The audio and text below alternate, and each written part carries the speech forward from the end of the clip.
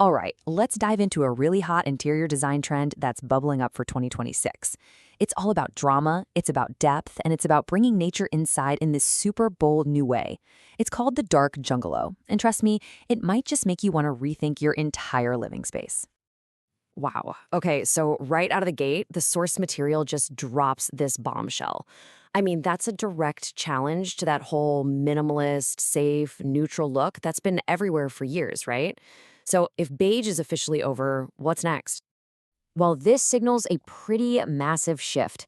We're moving away from all that light and airy stuff and diving headfirst into things with more depth, more moodiness. So let's get into the concept that's really leading the charge. And here it is, the star of the show, the dark Jungalow. It's basically where two really cool ideas smash together. You've got Moody Maximalism, think dark, dramatic, rich decor. And then you have Biophilic Design, which is just our natural human craving to connect with nature. You put them together, it's a perfect match. Okay, so that's the big idea. But how does it actually work? How do you pull it off to get that really stunning look? The theory behind it is actually so simple, but it is incredibly powerful. Your black furniture, so your bed frame, your dresser, your shelves, it stops being just furniture. It becomes this deep, almost void-like canvas. And what that does is it makes the vibrant greens of your plants just explode. They look more alive, more intense than they ever could against a boring white wall. It's all about that high drama, high contrast. So if you've got the black furniture, you are halfway there. Now for the really fun part, the living props you need to complete the whole scene. Think of this as your official shopping list. First up, you knew it was coming, the absolute king of houseplants, the Monstera. This isn't just a plant, it's basically a living sculpture. For this trend, its job is to be that big, bold centerpiece that isn't afraid to stand up to some heavy, dark furniture. So why does this one work so well? It's all about its size and that amazing shape.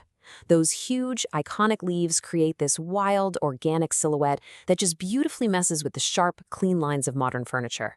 And here's a pro tip. Just stick one next to a black dresser. Boom. Instant luxury. Okay, let's move on to our second prop, the snake plant. This one is all about bringing some architecture into the room. Those strong, straight, vertical leaves add a totally different kind of structure and shape. And here's the cool trick with this one.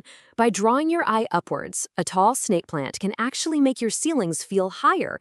It's a great little illusion for smaller spaces. And the vibe, just picture it. Those varieties with the yellow edges look almost neon, like an electric current running up against a matte black headboard. So good. All right, brace yourself for a serious punch of color. The neon pothos is not your average everyday green. No, we are talking about a vibrant, electric, almost unreal-looking lime green that just cascades down. I mean, this is just color theory 101 in action. You put that electric lime color against a deep, dark black, and it's intentionally jarring. It's designed to grab your eyeballs. And the source absolutely nails the description for this vibe. It screams cyberpunk nature. It's futuristic, it's organic, and it's just unbelievably cool. Next up, we have the ZZ plant, and this one is a bit of a double threat. It's not just about color, it's also about texture and a whole lot of practicality. Now here's the really clever part. Black furniture can sometimes suck the light out of a room, making it feel a little flat.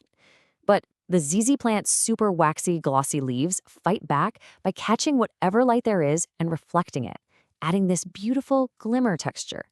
And the bonus?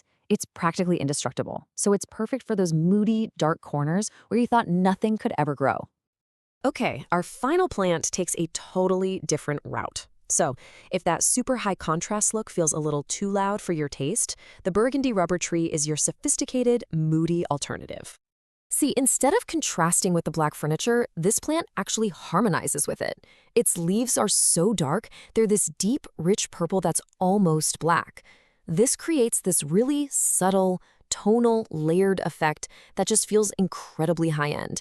It's less about the pop and way more about depth. And this just perfectly shows how versatile this dark Jungalow trend really is. You can go for that electric, high-energy vibe with something like the neon pothos, or you can aim for that subtle, monochromatic sophistication of the rubber tree. Both work perfectly, they just create totally different moods. Okay, so you have the furniture, you have the plants, but wait, There is one last, absolutely crucial detail you need to nail this look. It's the finishing touch. It's the golden rule. Because this is the question that can make or break the entire aesthetic. The thing your plant actually lives in is just as important as the plant itself. So, what's the rule here? The rule is so simple. Do not use black pots. Your furniture is already the black canvas. The pot needs to create some separation and texture. And the source gives us 3 perfect options.